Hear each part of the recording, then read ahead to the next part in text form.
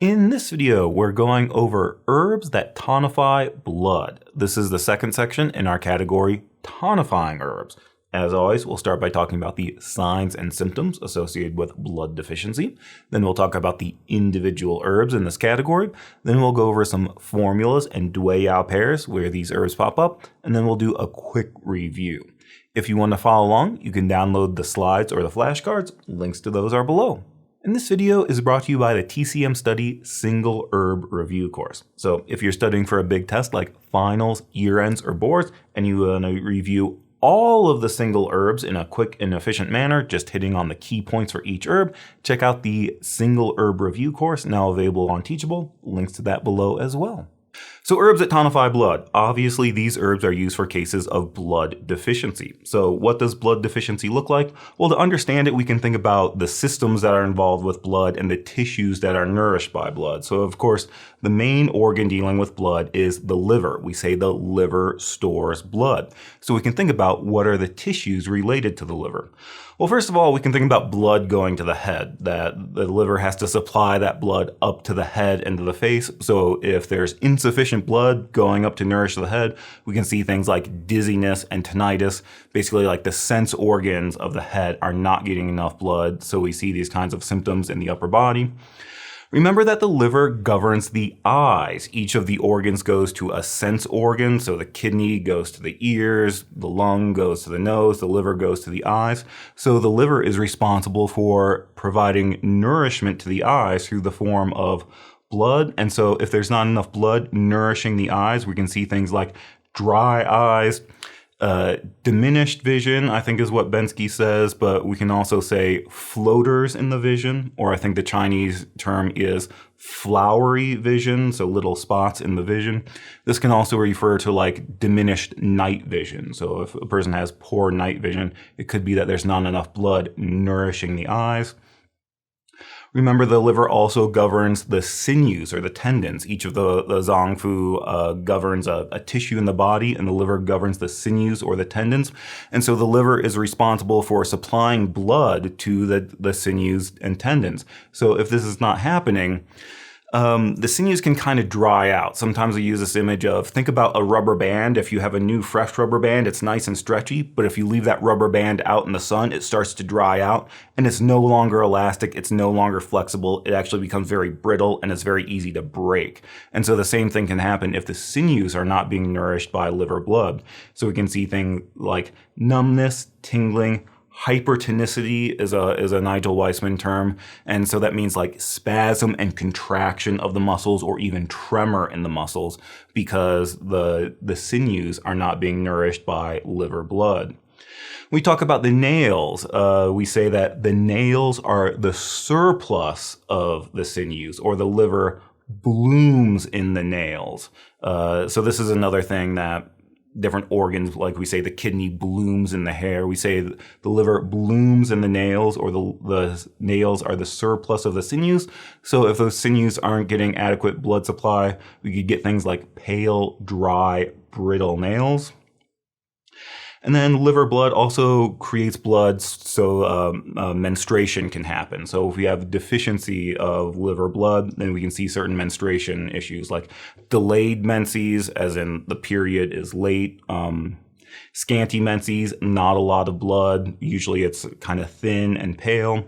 Or even amenorrhea. There's just not enough blood to form the period, so the period does not happen. This is important for fertility issues as well, that we need to regulate the menses.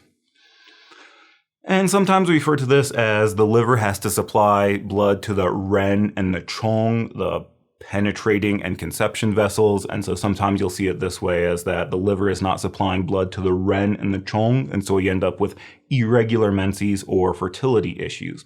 So those are our main signs and symptoms that we're going to see that are related to the liver, and this is the main one because the liver stores blood, so it's the main blood organ.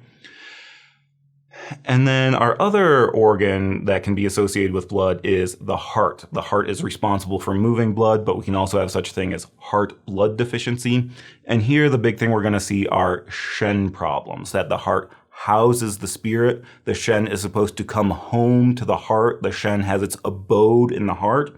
So if the heart is not being properly nourished by blood, it cannot provide that abode for the Shen, and we get Shen disturbance or Shen uneasiness. So this could be things like palpitations, either your heart is racing, or sometimes in TCM we say more like you can feel your heart pounding in your chest. Like if you get nervous when you're about to give a big speech, you can feel your heart pounding in your chest. If you feel that at unusual times, we could call that palpitations. Anxiety, insomnia. If the Shen is not coming home to the heart and being housed by the heart at night, you end up with insomnia. And then memory problems like forgetfulness. So those are the main things we're talking about in terms of blood deficiency. These are two main organs. And so when we're thinking about what are the signs and symptoms of blood deficiency, this is a way you can remember it. You can think about what are the tissues that are associated with blood, or what are the tissues that are supposed to be nourished by blood. And so if you have blood deficiency, you're going to have that lack of nourishment, and you're going to end up with these types of signs and symptoms.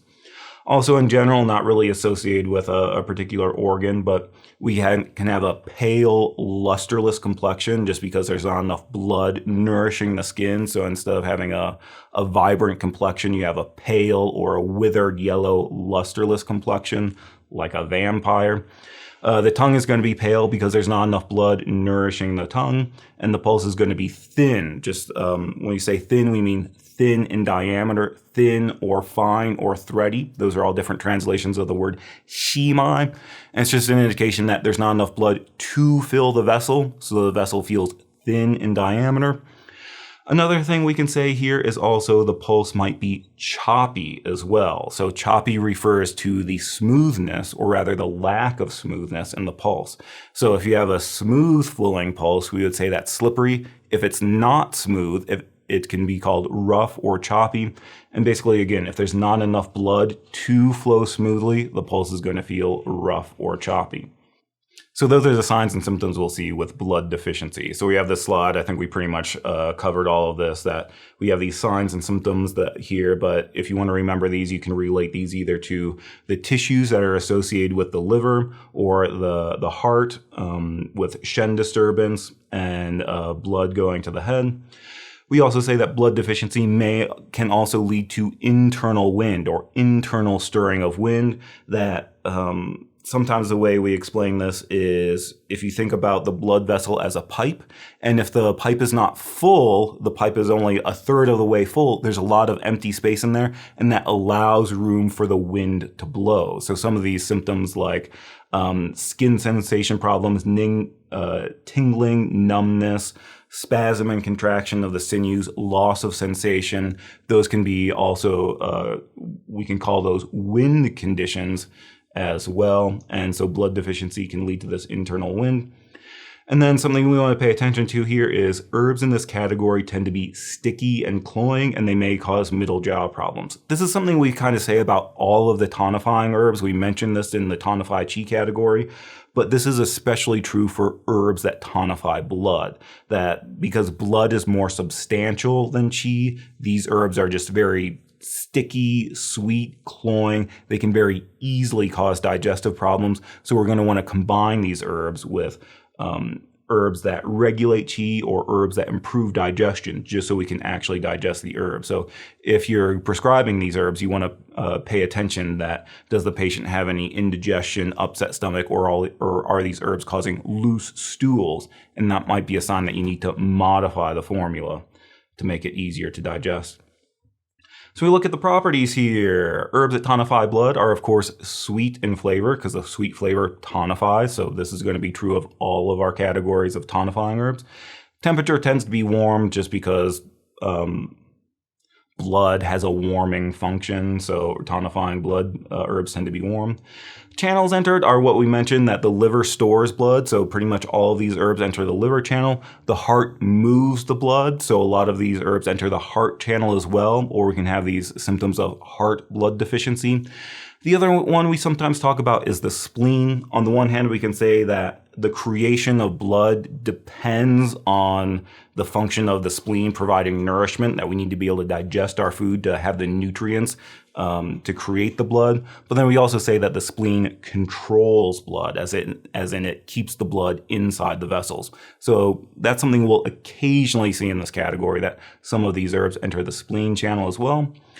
So cautions and contraindications, these herbs are sweet, sticky, and cloying, so overuse can cause digestive problems. So like I said, this is especially true in the Tonify Blood category, that we're going to want to combine these herbs with other qi regulating herbs, like the ones we've talked about so far, chen pi, mu xiang, sha ren, herbs like that can help digest the herbs and help prevent stagnation in the middle jiao from the sweet, sticky property of these herbs.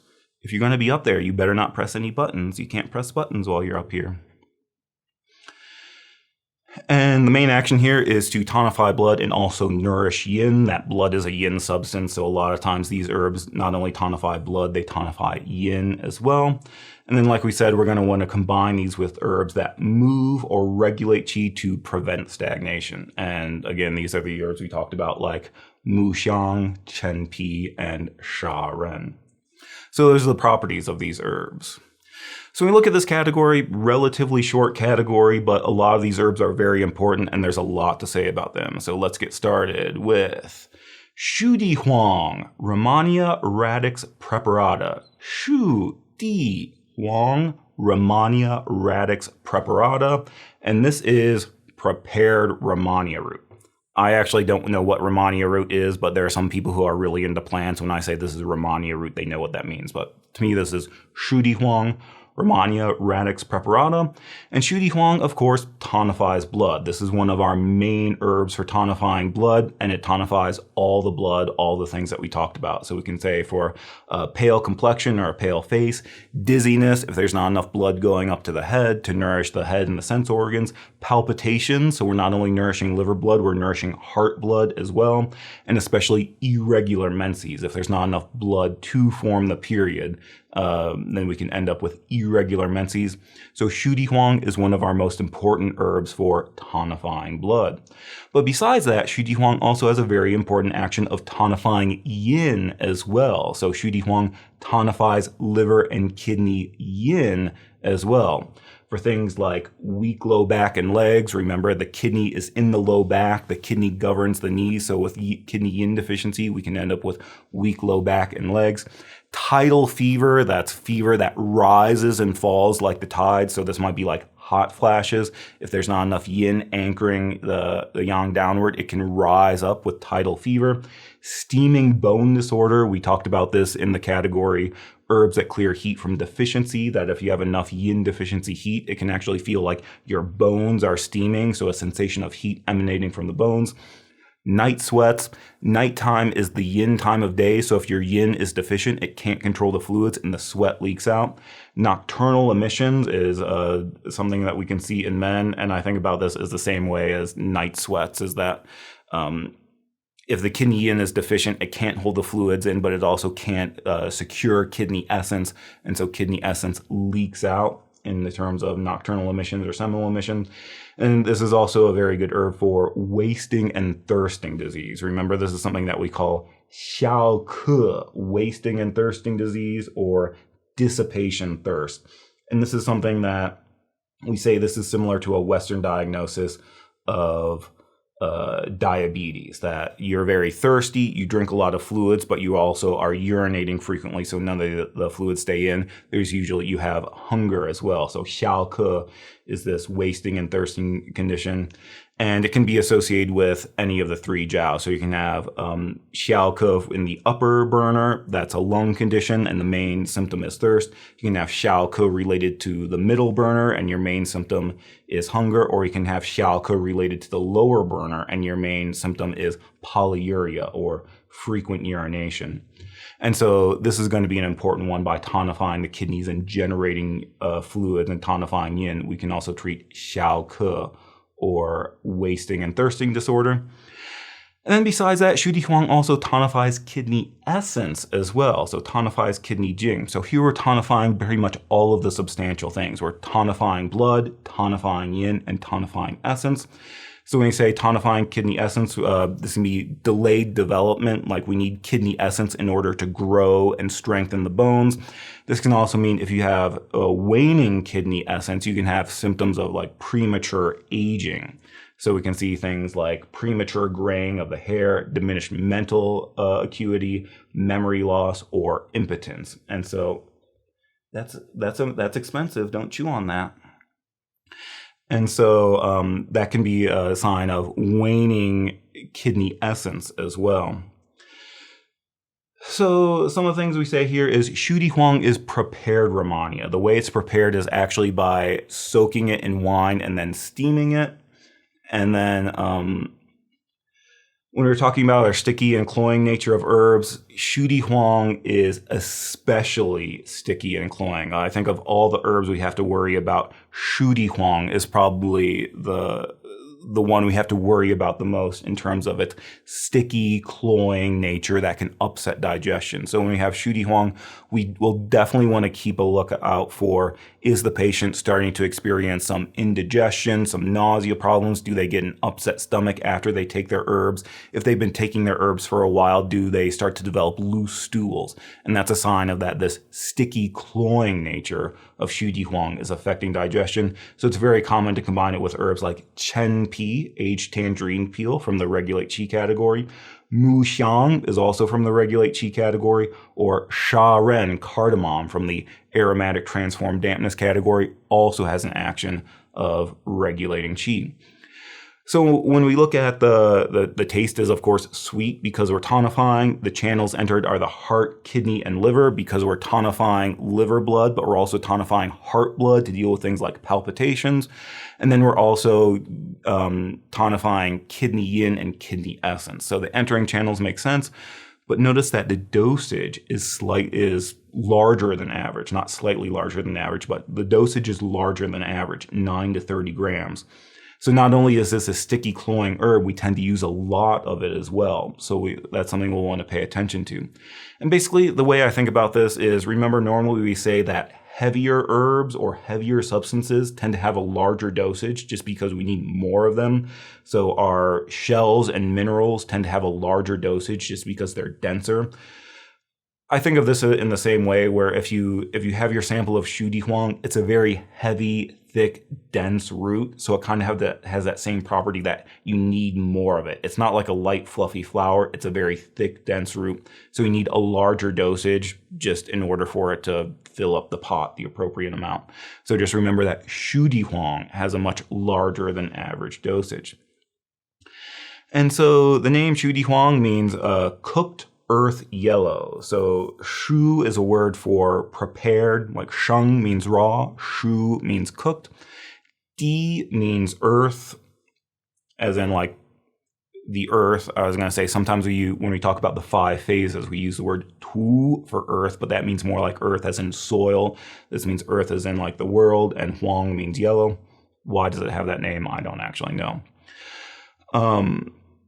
But part of this is, remember that we learned 2 versions of Rehmannia root so far. So we've learned Sheng Di Huang, raw Rehmannia root from the category herbs that cool the blood. And now we're learning Shu Di Huang, prepared Rehmannia root in the category herbs that tonify blood. So these are herbs that, first of all, they look very similar. Like these are technically 2 different samples, but at least for me, when I look at these 2 herbs, it's very difficult for me to tell which one is raw and which one is prepared. It kind of depends on the supplier that you get it from. But these are the same herbs, just one is prepared in a different way. But because of this, they have very different properties, and we'll use them in different ways. So in comparing them, Sheng Di Huang, the raw herb, is cold and bitter. So it's very good for clearing heat, cooling the blood. Whereas Shu Di Huang, after it's gone through this preparation process of soaking it in wine and steaming it, then it's slightly warm in temperature. So we're going to use it for different temperature conditions. But in terms of their main action, remember, Sheng Di Huang cools the blood. It clears blood heat. We use this in conditions, especially when there's bleeding. So in terms of the Wenbing, when heat gets into the blood level and we start seeing things like nosebleed, vomiting blood, blood in the urine, blood in the stool, or this can be used for menstruation issues like profuse bleeding or prolonged bleeding due to heat. Shengdi Huang will cool the blood, whereas Shudi Huang is more about tonifying blood and treating those signs of blood deficiency that we talked about, like pale face, dizziness, palpitations, and menstruation problems, but menstruation problems due to deficiency where there's not enough blood to form the period. But then what's interesting here is that both of these herbs have an action of tonifying yin, but it's slightly different because of this preparation, because of this temperature change. So when we say that Shengdi Huang tonifies yin, we're kind of saying more that it tonifies the yin and generates fluids. So this is especially useful after you have a febrile disease and the fluids have been damaged, or you have dryness and thirst and constipation because heat has damaged the fluids. Shengdi Huang is more about tonifying yin to generate those fluids, whereas Shudi Huang is more about tonifying yin and tonifying essence. So this is more like the true yin of the kidneys, or remember we talked about tonifying kidney essence as in delayed development or premature aging situations. So those are some of the main differences there. And then one of the ways I remember this one is just looking at the root. This is a very thick, dense root, but it's also very black in color. So you can think that black is the color of the kidneys. So it's good for tonifying all those substantial things like kidney yin, kidney essence, but also blood. Because we say that blood and essence share the same source, or blood and essence are mutually engendering. So the fact that it's a thick, sticky black root, somehow that helps me remember that we're talking about tonifying blood and tonifying yin as well. So for Shudi Huang, remember all these things: tonifies blood, tonifies yin. So this is our main herb for tonifying blood, but actually a lot of our kidney yin tonifying formulas are based on Shudi Huang as well. So this action of tonifying yin and tonifying essence is very important to remember about Shudi Huang as well. So that's Shudi Huang prepared Rehmannia root. Our next herb is Dang Gui Angelica Sinensis radix. Dang Gui Angelica Sinensis radix.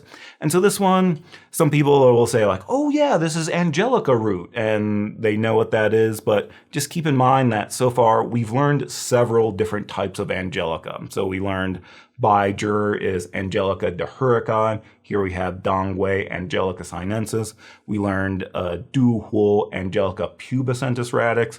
So if you like to remember Angelica, that's fine. Just realize that we've learned several types of Angelica so far. So the main thing we want to know about Dang Gui, what makes it stand out, is that it has this specialty that it both tonifies blood and invigorates blood. So the fact that it has both of these actions makes it very special, and it's especially useful for women's health conditions. So that's what we're going to be focusing on with Dang Gui. So let's go through these one by one. So first of all, Dang Gui tonifies blood for all those things we talked about, like a pale complexion, lusterless nails or brittle nails, blurred vision. If there's not enough liver blood nourishing the eyes, we can end up with blurred vision, tinnitus, palpitations. So we're also talking about heart blood as well. But really the specialty of Dang Gui is that it's good for menstruation issues. So actually, I didn't put it this way on my slides, but a lot of books will say that Dang Gui, its first action is it nourishes blood and regulates menses. So we should pay special attention to Dang Gui's ability to regulate the menses and treat menstruation issues. So things like irregular menses, dysmenorrhea or painful menses, or amenorrhea, lack of menses, that there's either not enough blood to form the menses, or there's so much blood stasis that the blood's not coming out. So this is because it both tonifies blood and invigorates blood. Dang Gui is very good at treating menstruation issues. This one, it also has an action of promoting flesh regeneration for long-standing skin wounds or for abscesses, swellings, and pus. And this would be a thing where I think we talked about the same thing with Huangqi astragalus radix, where if you have some sore or some abscess and either there's not enough qi or there's not enough blood to heal the wound or to close the wound, then this can help by tonifying blood and invigorating blood. It can help with that. I believe this can be used both internally and topically for this situation. But remember, Huangqi has a similar action, so it's very common to combine these two herbs together for various issues like this. This one, I think Bensky puts it under its own separate function, but I think this is related to tonifying blood, so I put it under the heading of tonifying blood. And similar to that, Dongui also moistens the large intestine to relieve constipation. This is for dry stools due to blood deficiency. So again, if there's not enough blood going to the large intestine, there's not enough blood nourishing the large intestine, the stools will be dry, the large intestine will be dry, and we can end up with constipation. So by tonifying blood, this also moistens the large intestine to relieve constipation. And this is another one where most books this is important enough that they'll put it as a separate function.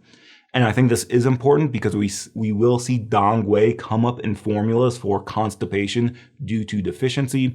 But I think that this has to do with constipation due to blood deficiency. So I just put it under the heading tonify blood. So Dongui, in terms of tonifying blood, it does all those things we talked about, but it's really good at regulating menses. It also has this action of regenerating flesh and healing long-standing wounds, similar to Huangqi. And then it also moistens the large intestine to relieve constipation. That's going to come up in formulas like... now I can't think of the name, Benefit the River decoction. It comes up in formulas like Benefit the River decoction. But besides tonifying blood, the other important action is Dongui also invigorates blood as well. So this can be really useful because on the one hand, when we're tonifying blood, it's very easy that if we just start piling blood in there, it's very easy for it to get stuck and just sit there because blood is thick, it's substantial, it's a yin thing, so it's very easy when you tonify blood, it just kind of sits there. So if you have Dongui that also invigorates blood, that prevents stagnation. So that's one advantage here. But also, just these two things tend to go together, especially when we're dealing with those women's health issues that most of the menstruation issues are a combination of blood deficiency and or blood stagnation. So here with Dongui, we have an herb that does both. So Dongui invigorates blood as well for things like pain due to blood stasis, like painful menses, abdominal pain, injury, and trauma. So that's another important action, that Dongui invigorates blood as well. And so a few extra notes about Dongui, Angelica Sinensis radix, is Dongui is one of the most frequently used herbs in women's health conditions because it both tonifies blood and invigorates blood. So again, most of these conditions are either one or the other or both. We say that men are based in qi, so we tend to use qi herbs. Women are based in blood, so they tend to have more blood issues, and that's either going to be blood deficiency or blood stagnation. Here with Dongui, we have an herb that does both, so it's very good, especially for OBGYN conditions like irregular menses or painful menses, either due to blood deficiency, there's not enough blood to form the period, or blood stasis, when that blood is not moving, you get sharp stabbing pain, or a lot of clots, or delayed menses, and irregular periods, sometimes long, sometimes short, things like that. Postpartum issues tend to be a combination of deficiency and stagnation. On the one hand, after you give birth, there's still a lot of not baby in there that needs to come out, so we call that lochia. There can be retention of lochia, or during the process of giving birth, you just lose a lot of blood and lose a lot of yin. So it's very important to tonify blood, to replenish all that blood that's lost, but it's also important to keep it moving, to move all that other stuff out. And this can actually even be used during pregnancy, but we have to use it very cautiously because it has this invigorating. So there are certain issues that might come up during pregnancy where it may be appropriate to use Dongui. So I think some books will say that Dongui is contraindicated during pregnancy, Bensky at least does not have this contraindication. There are formulas that we use during pregnancy that contain dongwei, but we should know that we should be very cautious about its use because it does have that blood invigorating property. So dongwei, it's so popular for women's health that sometimes they even put it in tea. So this is like a tea of, they say, women's dong quai tonic. That's another way you'll see this herb. I think that's the Wade Giles version of dongwei is dong quai. So it's so good for women's health that they'll even put it in tea.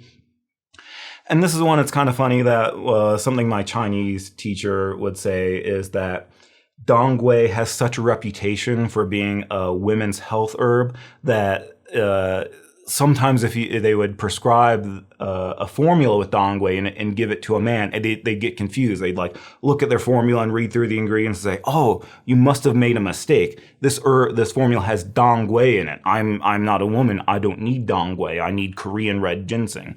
And so it has such a reputation of being a good herb for women's health that some people get confused when it's given to male patients. But there are very good reasons to give this to male patients. Even though we say that specialty is in women's health, we still prescribe it to men all the time. And so one of the issues that come up is dongwei estrogenic? One of the reasons we say this is good for women's health is it has phytoestrogens in it, or it has something to do with estrogen, so that makes it a special use for menopausal symptoms. So is dongwei actually estrogenic? Well, according to most of the things I've seen, the answer is no. Sometimes what they say is there are certain constituents in dongwei that will bind to estrogen receptors, so it might have a similar effect, but strictly speaking, it is not estrogenic. So this is the one that I could find that was actually published by a medical journal. And so here they say DBT, that's dongwei bushui tong. So they weren't using just dongwei, they were using a combination of dongwei plus huang qi, which is a very common pair. And so they say no strict estrogenic bioactivities were observed. So strictly speaking, it doesn't, dongwei does not create estrogen or stimulate the creation of estrogen. But there are a lot of sources that will say that it has a similar effect by binding to estrogen receptors. And then, is it safe with breast cancer? This is something that has come up because people think that because it's estrogenic, if we have estrogenic breast cancers, that this might make the situation worse. And so, again, this was a study published by the NIH. Where they did this, or AS means Angelica Sinensis. We showed that Angelica Sinensis is not that stimulatory in breast cancer, both in vitro and in vivo, though it should still be used with caution in estrogen receptor positive breast cancer patients. So they're kind of saying, strictly speaking, it doesn't have that much of an effect, but that may be something you want to be careful of. If you have patients with breast cancer, that might be something to be careful of, is giving dongwei. This is going to sound kind of weird. I feel like I've also had people say that dongwei can actually help with breast enhancement or making the breast larger or fuller, and that may be related to this estrogen type thing, because I think a lot of patients sometimes experience similar things when they go on birth control, and so I think it might be a similar thing that their breasts feel bigger or fuller. But I think this is also can be useful in terms of if there's blood deficiency, maybe there's not enough blood nourishing the breast tissue and it tends to shrink. So this is something that sometimes women are concerned about after giving birth and breastfeeding, that maybe by using dongwei to tonify blood, that can help with some of those conditions. So dongwei, very good for women's health. The other thing is dongwei is a root with several different parts. There's the head, dongwei tou, there's the body, dongwei shen, and there's the tail, dongwei wei. So the head is the most blood tonifying, followed by the body, which is still pretty tonifying, but also invigorating. And then the tail, Dongwei Wei, is most invigorating. So this is another way that you can tailor your formula, is by using Dongwei. Depending on which action you want to emphasize, you can use different parts of the Dongwei plant. So this is something that, especially in clinics, they tend to have Dongwei, the whole root, and then right next to it, they have Dongwei Wei, the tails of Dongwei. And just know that Dongwei Wei is better at invigorating blood, where the entire Dongwei is better at tonifying blood. The other thing you should look for if you're ordering Dongwei or using Dongwei is this word pian. Pian means sliced. So I made this mistake when I first ordered Dongwei, that I just went online and said Dongwei, clicked the button, and got ordered the Dongwei. And I ended up with the whole Dongwei root, like that top picture. And the problem is when you get the whole root, it's kind of a big root. And so these roots would weigh like 30 to 50 grams. And that was really a problem because I only wanted 10 grams to put in my formula. And it's really hard to break up this root. Once they're dry, they're very solid. I think that if you want to slice them, the way to do this is you heat them up slowly, like put your oven on its lowest temperature, or put it in a toaster oven on its lowest temperature and heat it up very slowly. And once it gets warm, that softens it and that makes it easier to slice. You can actually do the same thing with ginseng root as well. I meant to mention that on the last video about Tonify Chi, that if you get a whole ginseng root and it's too big, you don't want to use 50 grams of renshen, you only want to use 10 grams of renshen. A way you can do it is heat it up slowly, and that makes it a little bit softer, and then you can either slice it, or I would use kitchen shears or poultry shears to snip it into smaller pieces. So you can do the same thing with Dongwei if you need to slice it. But really, when you order it, there's usually an option for Dongwei Pian. And here, Pian just means sliced. That means they sliced it at the manufacturer. And so that way, it's easier to dose it out into 10-gram increments or whatever dosage you want. You can break those pieces apart easily. So if you're ordering Dongwei, it's likely you'll want to order Dongwei Pian. That's not a different version of Dongwei. That's not a different preparation of Dongwei. It just means it's sliced into these thin slices. And that's probably what your herb sample looks like as well. That's Dongwei Pian. So the name Dongwei is interesting. Gui means to return or to restore. We have a very famous formula, Gui Pi Tong, restore the spleen decoction. That's the same character, Gui. So Gui means to return or to restore or restoration. Dong can mean like to be, so like to be restored, or state of restoration, or state of return. So I've heard a couple different stories about this. One story that was in a Chinese medical food cures book, I think. It told this story about, there was this guy, he was an herbalist, and he said, I'm going to go off and pick some herbs in the mountains. So he left his wife at home and he went off to pick a bunch of herbs to resupply his herb shop. But once he got into the mountains, there was this huge snowstorm and he was stuck up there for like 9 years, like a really long time. It must have been a really big snowstorm. I'm thinking about when in Lord of the Rings, when they tried to go over Redhorn Pass. Instead, they went under the mountain. Anyway, he got stuck up in the mountains. And so when he came back, he found that his wife didn't actually wait around for him. His wife got remarried. And so he named this root, Dong can also mean should have or ought to. So he named this root Dongwei ought to return. So he said when he came back, the husband ought to have returned sooner, but the wife ought to have waited longer. Anyway, that's kind of a silly story. I'm not sure that that actually means anything, but for some reason I remember that story. But I think a better explanation, we can say state of return or state of restoration. This is referring to giving this herb in a postpartum situation. That after a woman gives birth, the blood and yin are depleted. There can be stagnation there. And so often there's a recovery period that I think in China could last up to like 6 weeks, where you just stay in bed after you've given birth. And so Dongwei will help return the patient to their original state. So state of return, state of restoration, returning you to a state of health after giving birth. So maybe that can help you remember that this herb both tonifies blood and invigorates blood. Those are the two main actions of Dongwei.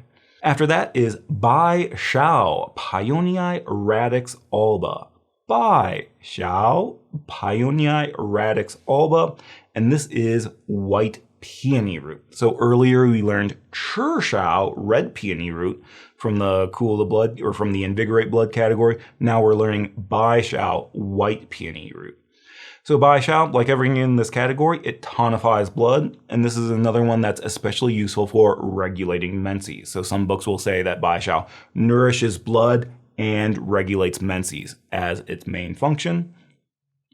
And so irregular menses, flooding and spotting. So when we say flooding, we mean prolonged menses or profuse bleeding, like there's a lot of blood coming out. We say spotting, that means spotting between periods, so flooding and spotting, but then accompanied by other signs of blood deficiency like pale, lusterless complexion and dull, lusterless nails. And I think what's especially useful here is we should point out that Bai Xiao is slightly cold in temperature. So this is good that we can tonify blood, but it's not going to create heat signs as well. But then the other important thing about Bai Xiao is it also has this action of relaxing the liver. And we say this in a couple different ways. We can say it softens and smooths the liver. It relaxes the liver. We can say it emoliates the liver. And basically what we're talking about here is this is good for pain, spasm, and cramping, especially cramping pain in the abdomen or cramping in the hands, feet, and legs. So I think there's a couple ways we could explain this action of relaxing the liver. On the one hand, remember we talked about that the liver governs the sinews. And so if the sinews are not being nourished by liver blood, we can get this condition of hypertonicity of the sinews. And this is what we're talking about. Spasm, contraction, cramping pain. This is hypertonicity of the sinews because they're not being adequately nourished by blood, by yin and blood. And so because Bai Xiao tonifies liver blood, that can nourish the sinews and help them relax. So that's one way we can think about this function. Another way you can think about this is just the nature of the liver is that the nature is very angry, it's very shouty, it's very easy to get a hard edge. Think about like a wiry pulse is a pulse with a hard edge. We can have the same thing going on with the liver where if there's not enough blood nourishing the liver, it gets angry and it gets this hard edge. This is kind of related to this saying that the liver is yin in form and yang in function. So when we say the liver is yin in form, we mean that it stores blood and we want it to be yin and soft. Its yang function is promoting movement and circulating the qi properly. So we can say that if the liver is not if there's not enough yin nourishing the liver becomes deficient, and then it can fail in that yang action of free coursing and creating smooth movement. And so that causes the liver to get hard and has a hard edge and is very angry. So either way we can think about it, we can say that that Bai Xiao softens the liver, relaxes the liver, emoliates the liver. And the main application for this is cramping and spasm pain. When we get into formula class, this is going to pop up basically any time that you have this cramping and spasm. This could be abdominal cramping, that you have middle jiao deficiency causing abdominal pain and cramping. We use Bai Xiao to relieve the cramping. If you have someone that they're vomiting a lot, they got sudden turmoil and they're vomiting a lot, and because of that they start to have abdominal cramping pain, use Bai Xiao. If you have cramping in the calves, cramping in the hands and feet, we'll use Bai Xiao as a way to relax that cramping pain or deal with that cramping and spasm. So that's a very important function of Bai Xiao. And then kind of a funny one, we say that Bai Xiao preserves yin and harmonizes the yin and the wei. And this is for things like sweating, vaginal discharge, or wind cold deficiency patterns. So this is related to the fact that Bai Xiao is sour in flavor. So we don't really go so far as to say that Bai Xiao induces astringency or checks sweating or stops sweating or stabilizes the exterior. We're a little bit softer in our language where we say that Bai Xiao, because of its sour flavor, it can preserve yin, but it has a similar function of where keeping the fluids in to stop sweating and to stop things like vaginal discharge. And so the place this mainly comes up is, remember at the very beginning, one of our first herbs we learned in the warm acid release the exterior category was gui zhi, cinnamon twig. And so for Guizhi, we said that treats a pattern of Taiyang deficiency. That's an exterior attack of wind cold, but there's deficiency on the exterior. Because the exterior is deficient, it can't hold in the fluids, so the sweat leaks out, but it does so in a way that's insufficient to expel the pathogen. So Taiyang deficiency is characterized by simultaneous fever and chills, neck and body ache, and the presence of sweating. So for that situation, we use Guizhi for Taiyang deficiency. It turns out we combine Guizhi with this herb, Bai Shao. So for Taiyang deficiency, we use a combination of Guizhi plus Bai Shao. And part of the reason we do that is because Bai Shao is an action of preserving yin for that fever and chills with sweating. So that's what we mean here by when we say Bai Shao preserves yin. So in terms of harmonizing the yin and the wei, you can think that Guizhi is working more on the exterior to help with it has an acidness that pushes the pathogen out, but Bai Shao, by its tonifying nature, it's tonifying the yin, preserving the fluids, and helping keep that sweating in. So that's what we mean when we say Bai Shao preserves yin. We're kind of referring specifically to its place in this pair of Guizhi plus Bai Shao. So again, this is related to the fact that Bai Shao is sour in flavor, so it has this restraining action.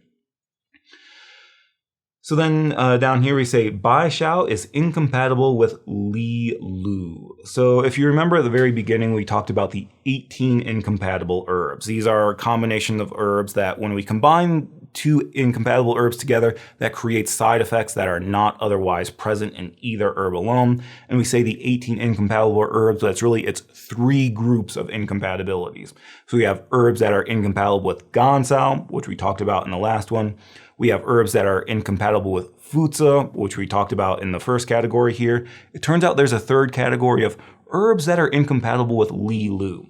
So this probably isn't very important because we don't learn the herb Li Lu. It turns out Li Lu is not a purgative; it's an emetic. It induces vomiting, and so there was a period of time where this was one of the treatment methods. Is you could either, if you wanted to get rid of a pathogen, you could promote sweating and sweat it out. You could promote urination and guide heat out through the urine, like we do with Jurtza. You could purge things through the large intestine. So like with Da Huang, if you have a lot of heat bond, you can purge that heat out through the large intestine. There was another treatment method where you could get rid of evil by inducing vomiting.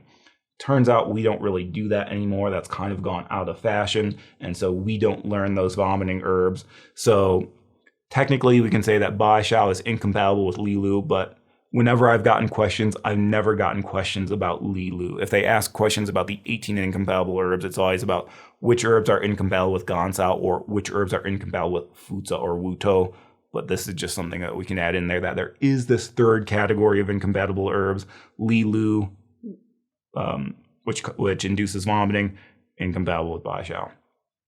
The other thing we'll talk about here is, like we said, we learned two versions of peony root. We learned Chirshao, red peony, from the Invigorate Blood category, and now here we're learning Bai Shao, white peony root, from the Tonify Blood category. So again, these are two different versions, and they have different properties. So both of them, it turns out, are slightly cold in temperature. And in this category, that kind of stands out with Bai Shao, that most of our herbs here are warm in temperature, but Bai Shao is cool in temperature, so we can tonify if we have a situation of heat signs. But the main difference here is that Chirshao, it cools the blood and invigorates blood. And so we said this is similar to like a Mudan P. That Mudan P is in the cool the blood category, but it also invigorates blood, whereas Chirshao is the invigorate blood category, but it also cools the blood. So it's more about cooling the blood, whereas Bai Shao white peony is more about tonifying blood and relaxing, softening, or emoliating the liver, specifically to deal with spasm and cramping of the sinews. So this is something that we'll need to know the difference. The thing is, these can both be referred to under the generic name Shaoyao. Shaoyao just means peony root. And so it turns out that way back in the day, they didn't differentiate between red peony and white peony. They just said peony root and they called it xiaoyao. Later in history, they started to differentiate between these two different varieties. So then we got baishao versus churshao, and they have different actions and we use them in different ways. But the reason this is important is sometimes when you'll look at formulas, if it's a formula that comes from 1500 or 2000 years ago, sometimes the ingredient list, it will be listed as xiaoyao. And sometimes people will ask, what is xiaoyao? Xiaoyao is just the generic name for peony, and you have to decide whether, based on this formula, which one do you want to use? Is it more appropriate to use baishao or churshao?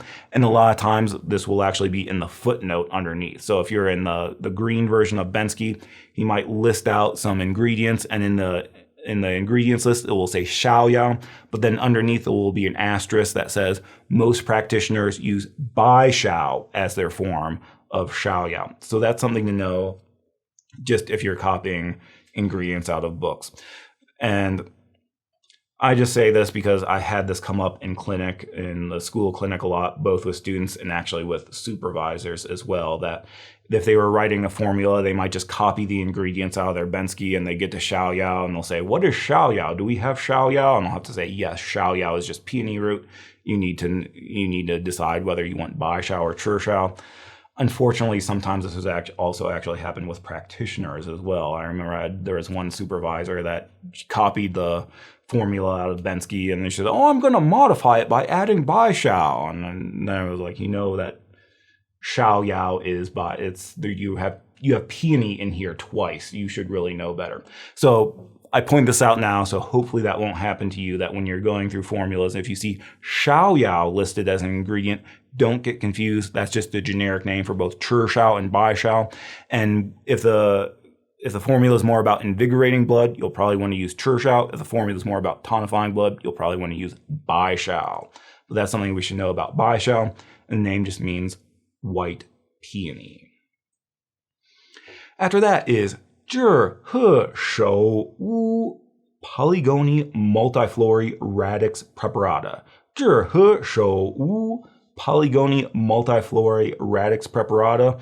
This is a really fun one. The name means Mr. He's black hair. And so there's a very interesting story behind this herb. So we'll talk about that. But first, let's talk about the functions that He Shou Wu, it tonifies all of those substantial things. It tonifies blood, it tonifies yin, and it tonifies essence.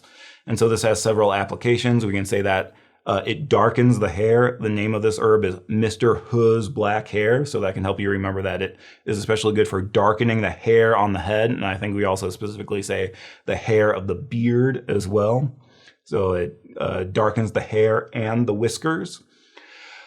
Strengthens tendon and bone. So we've talked about this before when we say tonify liver and kidney yin to strengthen tendon and bone. The tendons belong to the liver, the bones belong to the kidney. So when we tonify these things like blood, yin, and essence, we can strengthen tendon and bone. This can treat internal wind and wind rash due to blood deficiency. So I think this is one that Bensky just says it tonifies blood to treat wind rash, so itchy conditions, skin conditions due to blood deficiency. But at least my teacher said this could also treat internal wind conditions due to blood deficiency. Remember, we said this is something like you can think of the blood vessel like a tube or a pipe, and normally it should be full of blood, so there's no extra space in there. But if you have blood deficiency, that means the pipe is only a little bit full, and that allows room for wind to blow. So later we'll get in the category herbs that extinguish wind, and we'll talk about one of our causes of wind is blood deficiency. Well, here we have Zhi He Shou Wu can tonify wind to treat this internal wind stirring, but also for external conditions like rash, wind rash due to blood deficiency. We can also say it preserves essence because it tonifies essence. Notice that it's also astringent in nature. So He Shou Wu is special that it's not only sweet in flavor to tonify the essence, it also has an astringent property to hold the essence in. So this can be very useful if we're dealing with things like seminal emission, nocturnal emission, impotence, vaginal discharge, that we want to both tonify essence but also hold in the essence that's leaking out. It's a 2-for-1. Then we can say this He Wu also moistens the large intestine to relieve constipation. But this one, if you were going to use it for this function, you would probably use it in its raw form. So He Wu is the prepared version of He Wu. If you want to moisten the large intestine, you would use Sheng He Wu, the raw version. He Wu also clears heat toxicity for things like skin infection, carbuncles, sores, boils, scrofula, all the things we usually talk about with heat toxicity. But this one, you would only use it in its raw form, Sheng He Wu. And so some special things about He Wu, this is a very versatile herb, partly because it tonifies all of these things. It tonifies blood, yin, and essence. It's also astringent, so it can hold in things that are leaking out. But it's also special because it's only slightly warm. It's almost neutral in temperature. So that means we can use it for both heat and cold conditions. And this is also special because it's not really sticky or cloying at all. Whereas with something like Shudi Huang, we had to worry about its rich, sticky, cloying nature could upset digestion and cause loose stools. He Wu, doesn't have that sticky, cloying nature, so we don't really have to worry about it as much at all. So that's another thing that makes He Wu stand out. So the name means Mr. He's black hair. So He is a surname, Mr. He. Shou actually means head, but it can also refer to the hair on your head. And Wu means black. Wu actually means like crow or raven, but it's also used to refer to the color. This comes up in other herbs like Wu Mei or Oolong tea. But the story with this one is kind of interesting. So it goes that there was this man named Mr. He, or He Tian'er. And so He Tian'er was born constitutionally was born with a very weak constitution, was born with weak kidneys. So he had a weak and sore low back. He had painful, aching knees. He had impotence. His hair was going gray, and he could not have children. So, of course, nobody wanted to marry him, and so he just became depressed and he became an alcoholic. So he would just drink every day, and that only made his situation worse. So one day when he was drunk, he passed out, and in his drunken stupor, he rolled over, he looked, and he saw this vine. And he thought that the way that these vines were growing looked like two people making love. And so he thought this was very interesting. He went into town and told the story to a Taoist in town.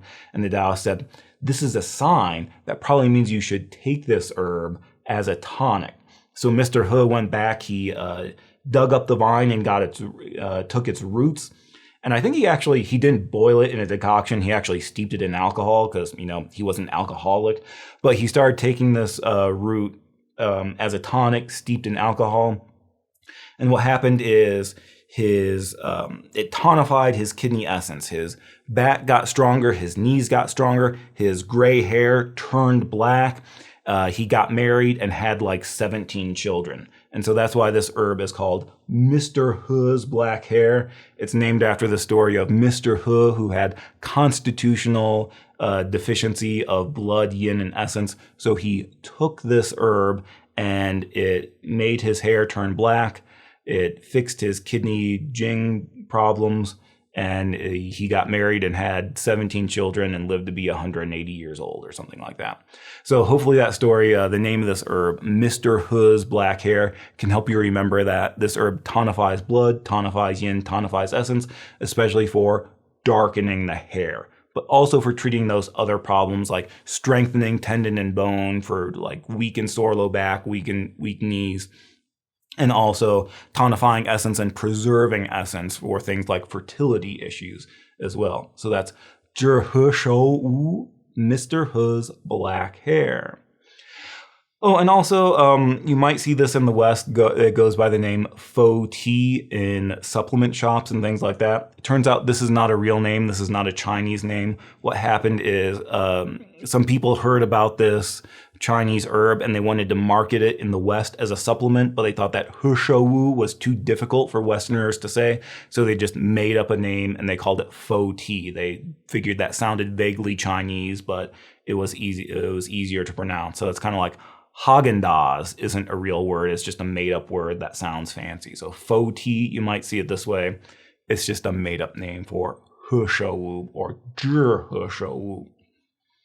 After that is jiao acini coriacola. Jiao acini coriacola. This is ass hide gelatin. Ass is in a donkey, so donkey hide gelatin. I think it specifically comes from a species of black donkey, so you could say this is black ass hide gelatin or donkey glue. So you would take the connective tissue of this specific donkey and boil it down, and the collagen would come out, and that would form a gelatin or a glue, and that's what we're taking. And kind of the idea here is, because this is an animal product, it's closer to humans. It's more mimics the blood of our body. So animal parts tend to be better at tonifying things like blood and essence than plant parts because it's closer to being a living being. So jiao, and I guess the things we should pay attention to with jiao is this one, it has a specialty of both tonifying blood and stopping bleeding. So the combination of those two make it very special. So like with dongwei, we said it tonifies blood and invigorates blood. Here with jiao, we say it tonifies blood and stops bleeding, which is a very useful combination. So jiao tonifies blood for things like dizziness, pale complexion, palpitations, all of the things we talk about with blood deficiency. But what's special here is jiao also stops bleeding as well for things like coughing up blood, blood in the stool, but especially menstruation or uterine bleeding, flooding and spotting, so profuse menses during the period and then spotting between periods, or even bleeding during pregnancy. This is one where I think Bensky doesn't specifically mention bleeding during pregnancy, but it turns out we have a very, very famous formula for bleeding during pregnancy where jiao presents because of its ability to stop bleeding. So jiao tonifies blood and stops bleeding, and this can be very useful, a very useful combination. But then we also say that jiao tonifies yin and moistens the lung. That lung emoji is kind of creepy. I'm not sure I'm going to use this anymore. But by tonifying yin, it's for irritability and insomnia after a febrile disease. So you get sick, you have a wind heat attack, and that can damage your yin. And so you get irritability, insomnia, restlessness. In the aftermath, jiao can tonify the yin. But it also specifically moistens the lung, specifically for dry cough or dry cough with blood in the sputum. So this combination of functions makes this herb or makes a substance very useful. Because it both tonifies blood and stops bleeding, it's good for both bleeding and deficiency. Because if we're dealing with something like flooding and spotting or profuse menses, it's very common that these two would go together. That if you're bleeding a profuse amount of blood for 8 days in a row and then you have spotting between periods, it's likely all of that is going to lead to blood deficiency. So now here we have an herb that does both. It tonifies the blood and stops the bleeding, or sometimes we can have bleeding due to deficiency. So this substance takes care of both. So it's very important for that. And also if we combine the other two, that it stops bleeding and it's good for moistening the lung and stopping cough, put those two together, jiao is very good for coughing up blood because again, it's doing two things at the same time. Moistening the lung and stopping cough and stopping bleeding. It's good for coughing up blood. So this one, because it's a gelatin, the dosage is normal, but notice it has this special cooking instruction. We can say melt in at the end, or the Chinese phrase translates to separately warmed to melt. So sometimes what they'll do is they might boil some water and melt the gelatin and then add it in to the strained decoction. But basically what's happening here is this is gelatin. And so if you just try to cook it with the other herbs, what will happen is either it will sink to the bottom of your pot and just burn to the bottom of your pot and not actually get mixed in, or it will start to melt and then just stick to the other herbs in the decoction and not actually get dissolved in. So you don't want to cook this with the other herbs. You want to, after you decoct your formula and strain it, you'll want to in some way melt this in at the end. And it turns out that we say melted in, jiao is not easy to melt. Because usually jiao, when you get it, it comes in like a block. And if you just put that block in there, it can take a long time to actually dissolve into a warm decoction. Even if you're boiling it, you have to sit there and stir for like 20 minutes. I've made that mistake before. So what you want to do is, or what I've done is, even though we say melt it, first pound it or crush it, and so it's more of small pieces or even into a powder. The ejiao I've gotten, it comes in like a little foil package that it's foil on one side but then plastic on the other. So what I would do is, while it's still in that little foil pouch, get a hammer and pound at it while it's still in that pouch, so it like all the pieces stay in there, but pound on it as much as you can to get it into smaller pieces or even a powder. And then when you go to melt it in, it will be much easier to stir it in and melt because it's already in a powder or smaller pieces. So that would be my recommendation if you're going to use ejiao in decoction, is don't just throw it in there and expect it to melt. You'll probably want to pound it into small pieces first. Ejiao, I'm not sure what the status of ejiao is. That there was a while where we could not import ejiao, and what I heard from an herb distributor was that there was a mix-up with the endangered species list, that somebody in the U.S. import system wrote down the wrong name of the species, and they thought that ejiao was coming from an endangered species. So a bunch of herb suppliers had to write them and lobby them to say that, no, you have the wrong donkey. This is not coming from an endangered donkey. This is coming from a very common donkey. And so I think they lifted that restriction. So for a while you couldn't get it, or it was very expensive. But I think nowadays there are some ethical concerns here, because I think the donkeys are very important to farmers in Africa, and because this herb is very valuable in China, there have been people who've been actually stealing the donkeys of African farmers and pirating them back to China. And so I think sometimes there are some concerns about the species isn't technically endangered, but it could be that there are some ethical concerns around its sourcing of, is the use of ejiao hurting these African farmers they're using their donkeys for farming. It's how they grow food and are able to feed their families, whereas some people are stealing them and putting them on the Chinese market. So I'm not entirely sure what the status of this one is.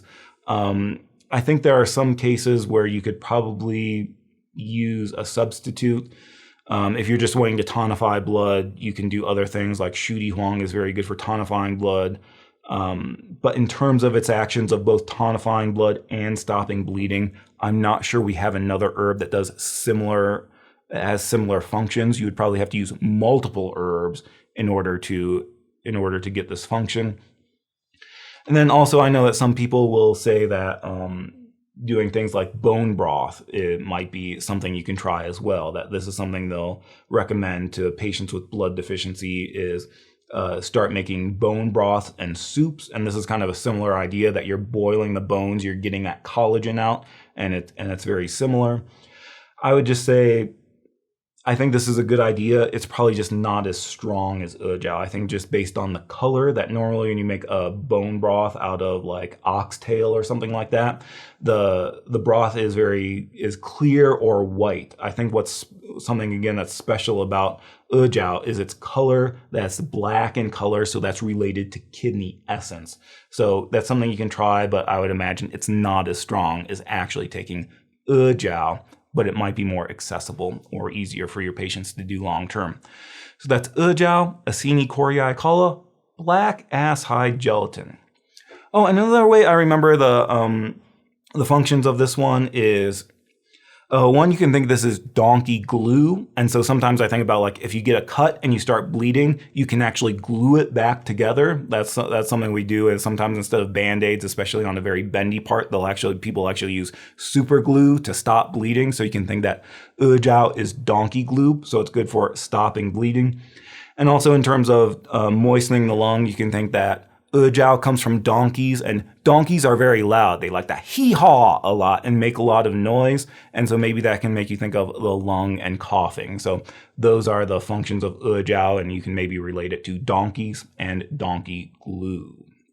After that is Goji Mulberry fructus. Goji Mulberry fructus. This one I actually don't know how to say, because there's this weird rule in Chinese that if you have 2 third tones in a row, the first one turns into a second tone.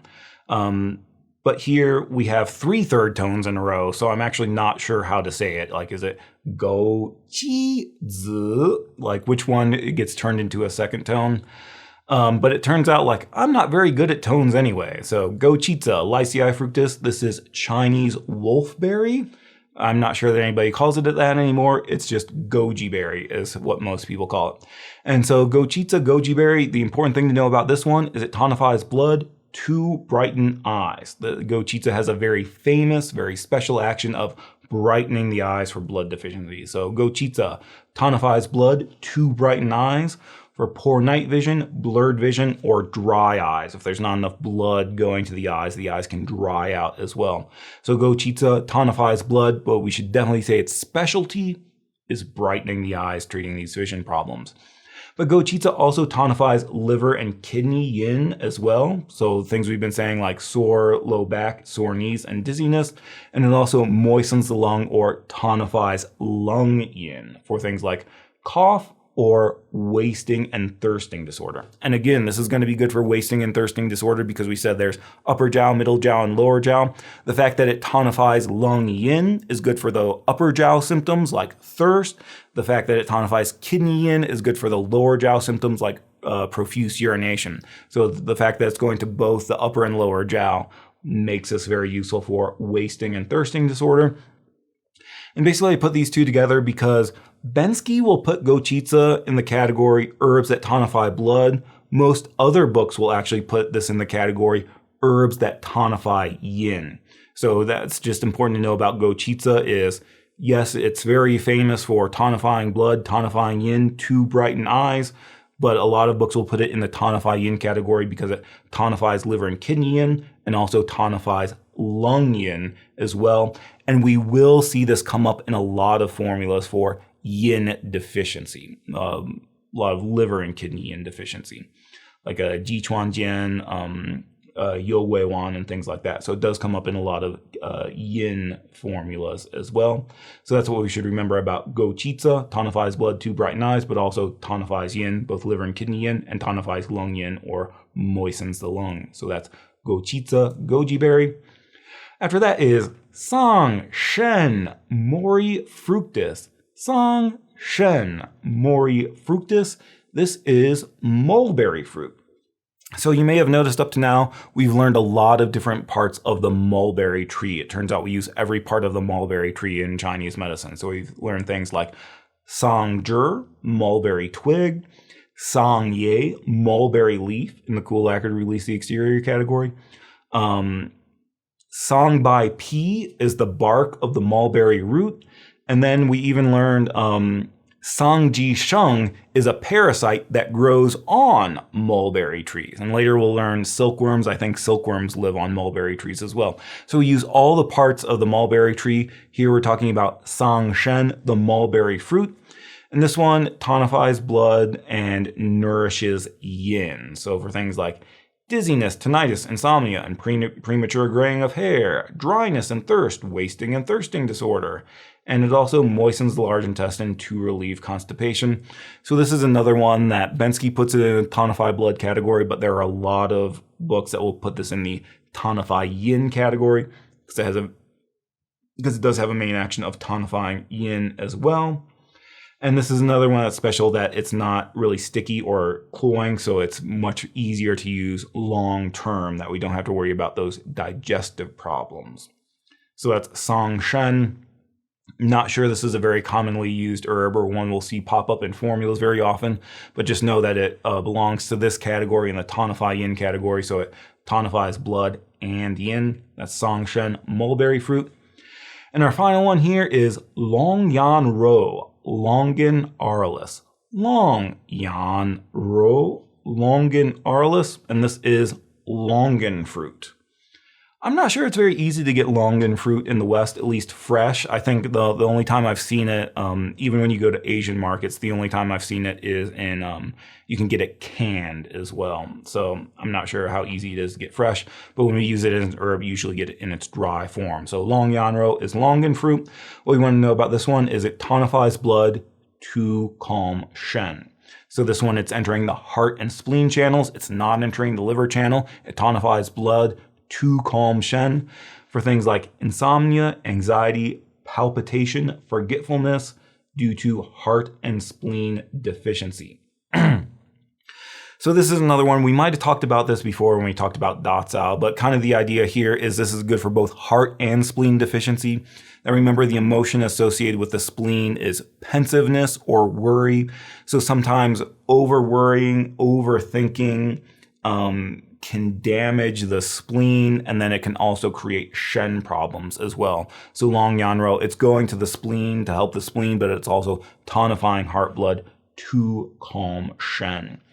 One special note here, this is actually not in any textbooks, but this is something that one of my Chinese herb teachers told me, is that because Longyanro is warm, if you take it long term, it can cause certain heat signs. So he says after you take it for 2 or 3 weeks, take a 7-day break before you resume it again, just to avoid this accumulation of heat due to the warmth of Longyanro. I think kind of the idea here is because Longyanro is a fruit, people think, or it's a food, so people think they can just take it and eat as much as they want and it won't really have any side effects. So sometimes people get really into Longyanro and they like to eat it as a snack and they'll try to eat it every day. And we should just know that if you're doing that, it can cause heat signs. So if you take it for a while, take a little bit of a break to so you don't get those heat signs and then resume. So that's something you do with Longyanro. I'm not sure that longan fruit is popular enough in the West that this would ever be an issue, but that's from a Chinese perspective, that's something that a caution they say. And the name of this one is interesting. Longyanro means dragon eye flesh. So long means dragon. We've learned this before with herbs like Longdansao, dragon gallbladder herb, or if you've just watched Kung Fu Panda, in the first one, the bad guy is Tai Long, which means great dragon, or sometimes Bruce Lee had the nickname Xiaolong, little dragon. So long means dragon, yan means flesh, yan means eye, ro means flesh, like ro gui. Ro, it means flesh or it means meat. So sometimes this comes up in cooking, like hui guo ro is twice cooked pork. The ro means flesh or meat. But when we also say like the spleen governs the flesh, that's the character we're using is ro. So dragon eye flesh. And probably I'm assuming the name comes from when you look at the fresh fruit instead of the dried fruit. But when you look at the fresh fruit, this is what it looks like when you cut it in half and it has that pit in the middle. The fruit is white and the pit is a darker color. So I'm assuming that's why they call it dragon eye flesh, is when you slice the fresh fruit in half. But anyway, Longyanro, what we should remember about this one, basically its only function is tonifies heart blood to calm Shen. So think about Longyanro as a Shen calming herb. So those are our herbs that tonify blood. I kind of said it was a short category, but there's a lot to say for each one. So this ended up being a long video. But those are herbs that tonify blood. What I like to do now is talk about some formulas and Dui Yao pairs. Now, this is not meant to be a formula class, so we're not going to go in depth into formulas. But if you're studying these herbs, then maybe seeing these herbs come up in formulas, that can help give these herbs some context, and that can help you understand some of the signs and symptoms associated with blood deficiency, and that can help you understand how these herbs get combined with herbs that we've already learned. So we can also use this as a way to review other herbs from herbs 1, 2, and 3. So let's just briefly look at a few formulas. So first one is Siwu Tong, 4-substance decoction. Siwu Tong, 4-substance decoction, and this is for blood deficiency and or stagnation. So our main formula for tonifying qi is Sijunza Tong, 4-gentleman decoction. Our main formula for tonifying blood is Siwu Tong, 4-substance decoction. And so this is for blood deficiency, so we can see our signs that we talked about before, things like dizziness, blurred vision, lusterless complexion in the nails, So there's not enough blood going up to the head, so we get dizziness. There's not enough blood nourishing the eye, so we get eye problems. There's not enough blood nourishing the skin, and the nails are the surplus of the sinews, so we get lusterless complexion and lusterless nails. Generalized muscle tension. We are talking about how the liver is associated with the sinews or is associated with the tendons. So if there's not enough liver blood going to the tendons, we can get this generalized muscle tension. It's like your tendons are a rubber band that have dried out. So instead of being nice and soft and flexible, they're stiff and brittle. Insomnia, palpitations. There's not enough blood nourishing the heart. Thin body lacking strength. It's like you're anemic. You're like a pale vampire, just because you don't have enough nourishment. Irregular menses with little flow, so there's not enough blood to form the menses, so we have scanty menses. The tongue is pale, the pulse is thin because there's not enough blood to fill up the vessel, so the pulse is thin in diameter, and it could be choppy as well, like there's not enough blood in order for it to flow smoothly, so we end up with a rough or choppy pulse, simi. So you can see mostly what we did here is we just took a bunch of herbs that tonify blood and put them together. So Shu Di, Bai Shao, and Dong Gui all come from this category, herbs that tonify blood. So those are there to tonify blood. And then what's interesting is we also add in a little bit of Chuan Xiong to invigorate blood. Remember, Chuan Xiong is from the invigorate blood category. It moves both qi and blood. And kind of the idea here is, on the one hand, we could say this is for both blood deficiency and blood stagnation. We're addressing both. But kind of like we said, that blood is a very yin substance. So when you start using these kind of thick, dense, sticky, tonifying herbs, you can start tonifying blood, and it's very easy for the blood to just sit there and not do anything because it's very yin.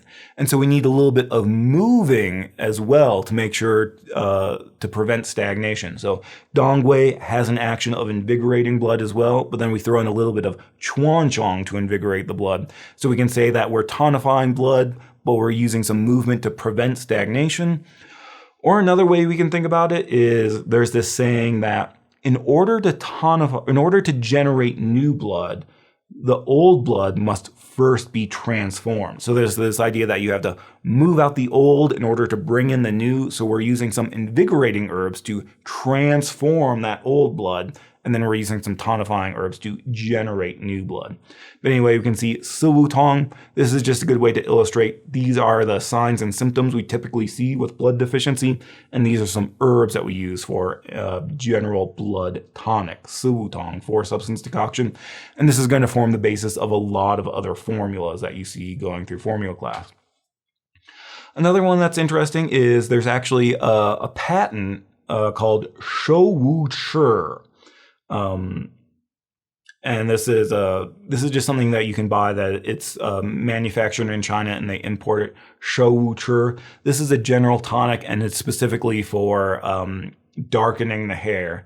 So that's why it's named after He Shouwu, but you can see a lot of our ingredients there. He Shouwu, Dong Gui to tonify blood.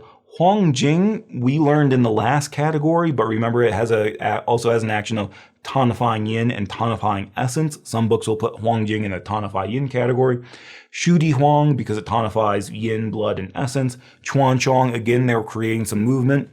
And then see at the very end, we have some Sha Ren, cardamom. So like we said, that these herbs are very sticky and cloying.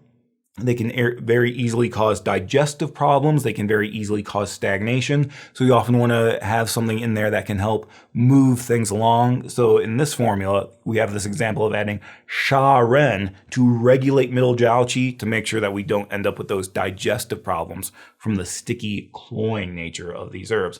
So this is something that if you want to tonify blood, tonify essence, darken the hair, and a person doesn't want to cook herbs, you can get some Shouwu Chi. I think this is very common to get to find in at least Chinese herbal pharmacies, but also maybe in supermarkets, Asian supermarkets as well. That this is another option for if you don't want to cook herbs, you can just take this tonic. It's soaked in alcohol. It's an alcohol-based one, so you just have to make sure your patient is okay taking alcohol. Something we know we didn't talk about this yet, but this Dui Yao pair Chai Hu plus Bai Shao.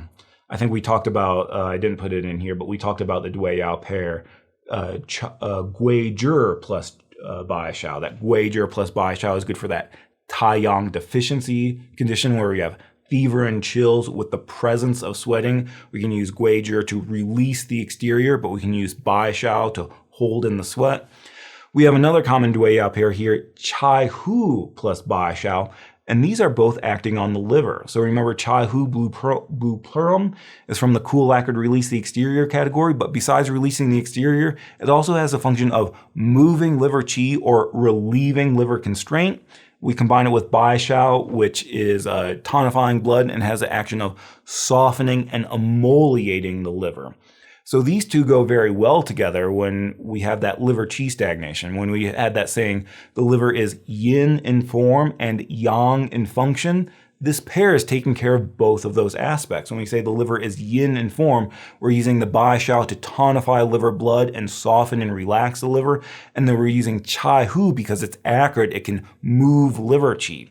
So if the liver is deficient, it can fail in its function of free coursing. So here we're using a combination of herbs that tonifies the liver and moves liver qi. So this is a very important Dui Yao pair that we'll see come up in several formulas. One of those formulas is Chai Hu Shu Gansan, blue plurum powder to dredge the liver. Here we have that Dui Yao pair, Chai Hu plus Bai Xiao. This is where liver qi constraint, things like flank pain, stifling sensation in the chest, deep sighing. When your patient sighs a lot, it's like they're trying to expand their ribs so they can move the liver qi through the liver channel. Suppressed emotions and feelings of frustration and anger. And then we also have some rebellious stomach qi signs that if there's liver constraint that can attack horizontally into the stomach, cause some stagnation and cause the stomach qi to rebel back upwards. But here, this is just an example of that Dui Yao pair, Chai Hu plus Bai Xiao. Another example of this is a very famous formula, Xiao Yao San, rambling powder or free and easy wanderer decoction. So Xiao Yao San is a very famous formula, and it's based on this Dui Yao pair, Chai Hu plus Bai Xiao. So that's an application of Bai Xiao.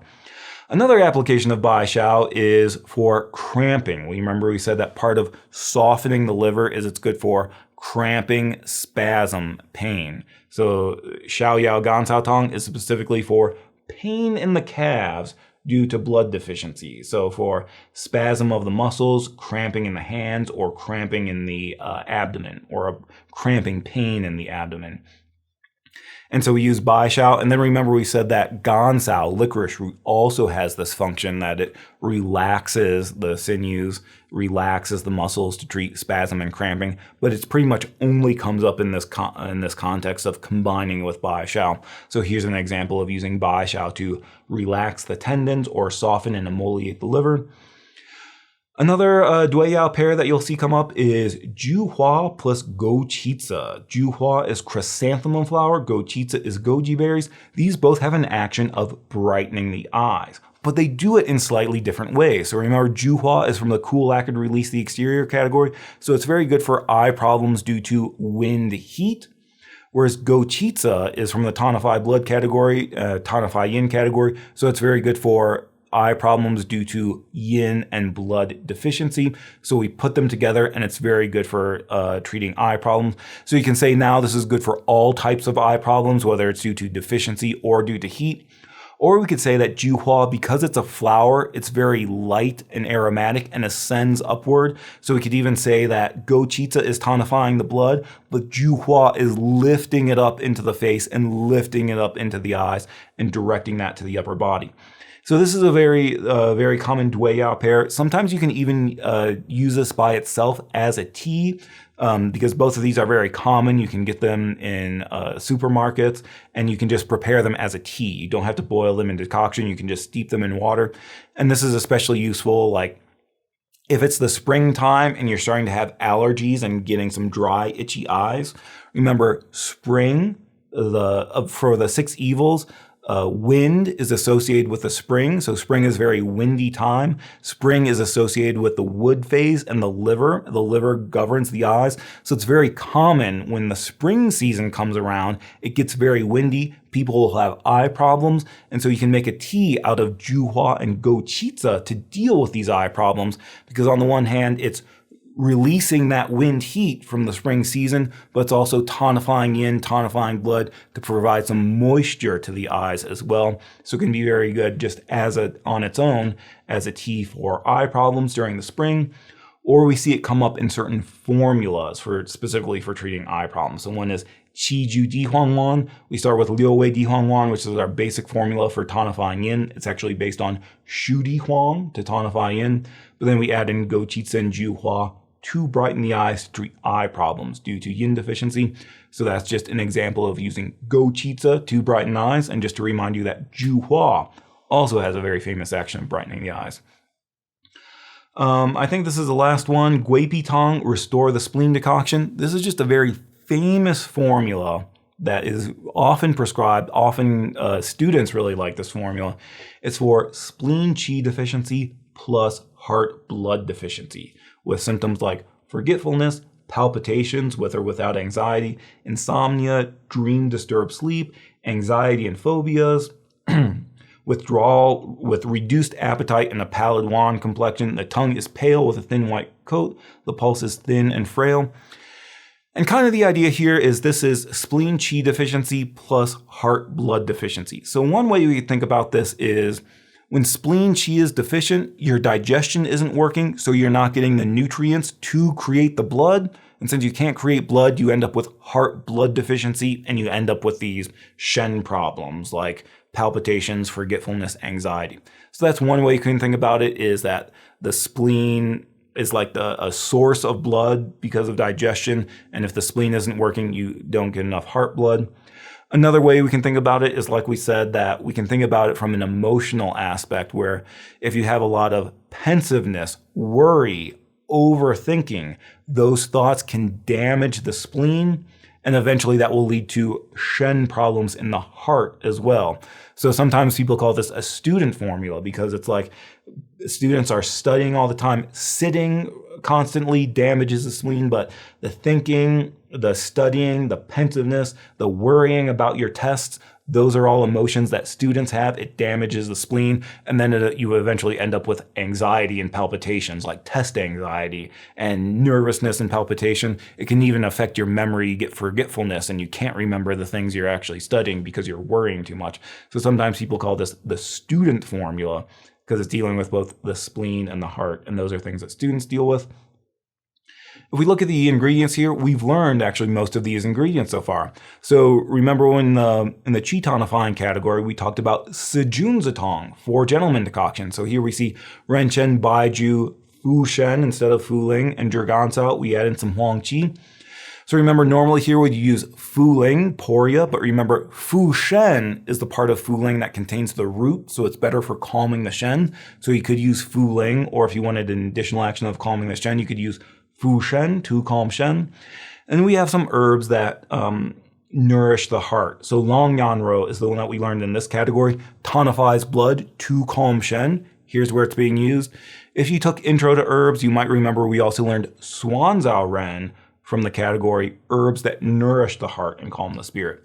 So if you don't remember that one, we'll learn that in a couple categories after this one. But here's an example of Longan Fruit, tonifying blood to calm the spirit. This is one of the major applications. It's in the formula Gui Pi Tong, which is a very commonly prescribed formula, especially for people with anxiety and insomnia. So that's it for formulas. Here we can do a quick review of our herbs. We started off with Shu Di Huang, Rehmannia radix preparata. Remember, Shu Di Huang tonifies blood, but it also tonifies yin and tonifies essence as well. This is a black root, so it goes to the kidney, tonifies kidney yin, kidney essence. So this is our main herb for tonifying all types of blood. It's also one of our most commonly used herbs for tonifying yin as well. Dongui, what we want to remember there is Dongui both tonifies blood and invigorates blood. So it's good for both blood deficiency and blood stagnation. Just remember, in terms of tonifying blood, it also has an action of moistening the large intestine as well. Bai Shao is white peony root. This one tonifies blood, but its specialty is that it softens, relaxes, and emoliates the liver, especially for spasm and cramping. Remember, Bai Shao is also sour in flavor, so it has this action of preserving yin, especially in the case of sweating. Wu means Mr. Hu's black hair. So this tonifies blood, especially to darken the hair. But remember the story about Mr. Hu. He also had this constitutional kidney deficiency, weak low back, weak low knees, impotence, spermatorrhea, nocturnal emission. So he had blood deficiency, but also had deficiency of yin and essence, and that essence was leaking out. So Hu tonifies blood, tonifies essence, and preserves or hold things in with its astringent property. Jiao is donkey gelatin. Jiao tonifies blood and stops bleeding. So you can think donkey gelatin is like donkey glue. You use glue to seal your cut to stop bleeding. Jiao also has an action of moistening the lung to stop cough. You can think that donkeys are loud. They like to hee-haw and make a lot of noise, so that eventually dries out their lungs. So Jiao also moistens the lung. Gochita tonifies blood to brighten the eyes.